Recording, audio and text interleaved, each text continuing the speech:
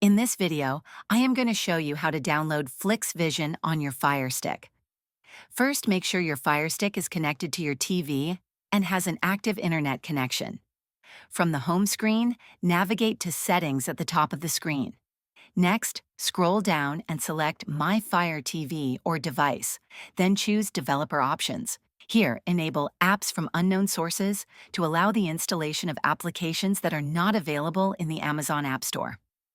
Now, return to the home screen and search for the Downloader app. If you haven't installed it yet, go ahead and download it from the App Store.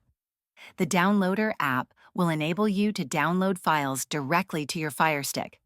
Open the Downloader app and in the URL field, enter the official download link for the Flix Vision APK.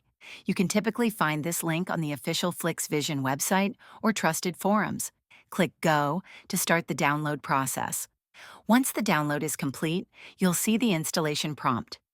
Click Install to begin installing Flix Vision on your Firestick. After the installation is finished, you can choose to delete the APK file to save space on your device. Finally, return to the home screen, and you should find Flix Vision in your apps list.